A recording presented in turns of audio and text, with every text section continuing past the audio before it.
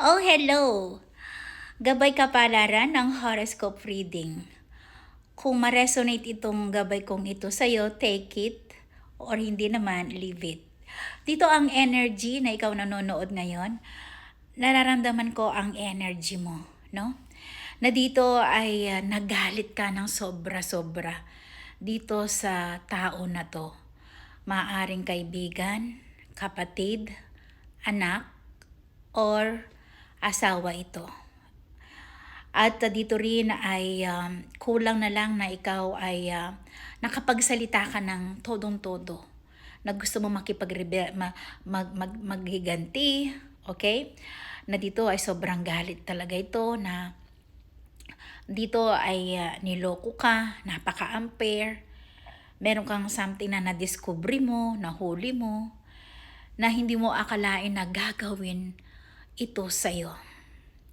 So dito, meron din ako nakikita sa energy mo na iilan sa inyo, nag-away man kayo nito or kung ano man itong mga general na naganap na alitan.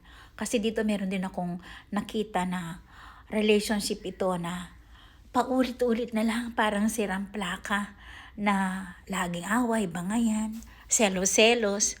Tapos nagkakasundo naman pala ulit. So dito meron ako nakita na relationship na magkakabalikan ito, no?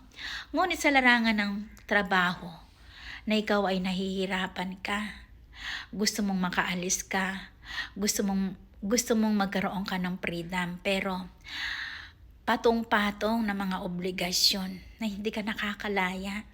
Patong-patong din ng utang kasi wala ka namang magawa. No choices ka, kundi magtiis ka. Alang-alang ito sa pamilya mo, sa mga anak mo. Ngunit napapagod ka na. Nasasaktan ka na. So dito, kailangan mong tiis pa rin.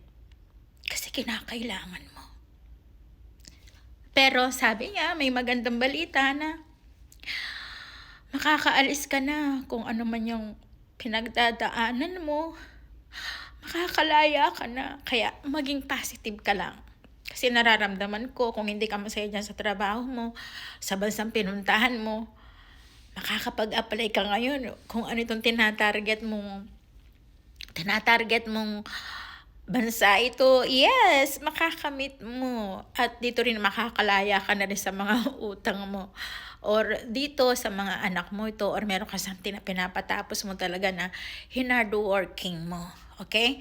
So dito rin, meron akong nakikita sa energy mo na pwede ka makapunta ka sa Arab country, sa nagyayelong country, at meron kang something na finally, natapos mo. Kasi dito meron din ako nakita ng working student na talagang walang-wala, no? May kaguluhan, hindi mapatapos ng mga magulang. Gumawa ka ng paraan upang hanapin mo ang iyong magandang bukas.